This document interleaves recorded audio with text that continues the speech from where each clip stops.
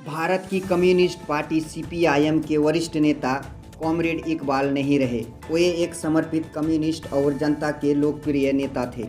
CPIM की झारखंड राज्य committee के निर्देश पर इकबाल के शोक में पूरे राज्य में पार्टी कार्यालयों पर अगले 3 दिनों तक लाल झंडा झुका रहेगा।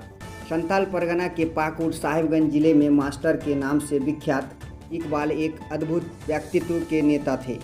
उनका सरल स्वभाव और किसी के भी मुसीबत में मदद के लिए तत्पर हो जाना उनकी दिनचर्या में शामिल रहता था।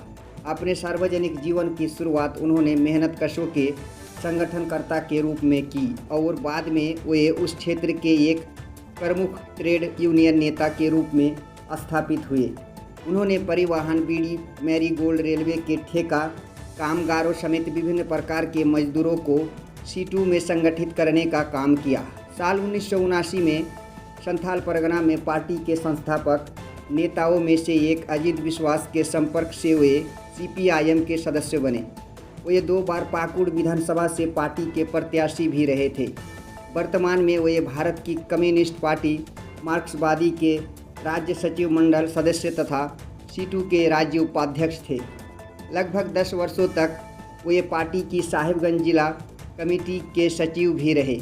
उनके नेतृत्व में साहिबगंज दियारा के अनसर्वे ज़मीन का मामला हो या खास महल या फिर किसानों की समस्या हो, लगातार आंदोलन किया। दियारा क्षेत्र में बाढ़ पीड़ित के बीच राहत कार्य संगठित करने में वे अग्रणी भूमिका निभाते थे। उन्हें क्षेत्र के हर समस्या की गहरी समझ थी, इसीलिए अन्य पार्टियों के लोग उनसे हमेशा राय मशवरा करते थे। साहिबगंज जिले के बरहरवा प्रखंड का दिलालपुर गांव उनका पुश्तैनी घर है, जहां उन्होंने शिक्षा और तालीम देने का भी काम किया।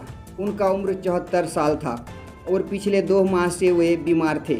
पिछले दिनों कोलकाता और वर्धमान में उनका इलाज हुआ था, लेकिन उन्हें बचाया नहीं जा सका। उनके निधन से पार्टी को भारी क्षति हुई है, जिसकी भरपाई संभव नहीं है।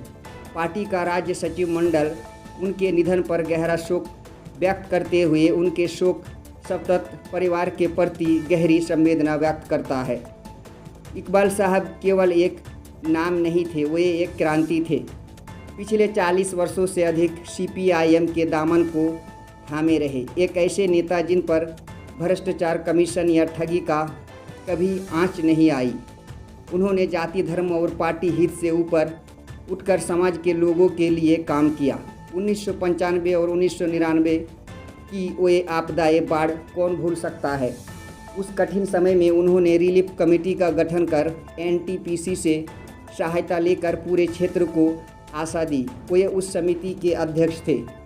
शायद हमें आज भी उनसे जुड़ी कई संस्थाएं जैसे गैंगमैन यूनियन याद आएंगी, जिसके वे अध्यक्ष रहे। वे बीड़ी श्रमिकों के अध्यक्ष और ऑल इंडिया बीड़ी श्रमिकों के सदस्य भी रहे। इलाके में मौजूद आलिया मदरसा के लिए लड़ने वालों में उनका नाम सबसे आगे आता था। शेरशाहवादी की लड़ाई को शुरू से अब तक जारी रखने वाले और हमें उनका इतिहास बताने वाले वही अकेले कॉमरेड इकबाल थे। चाहे ब्लॉक स्तर हो, जिला स्तर हो या राज्य स्तर, किसी ने भी आवाज़ उठाई तो वे उसके लिए आगे खड़े हो गए।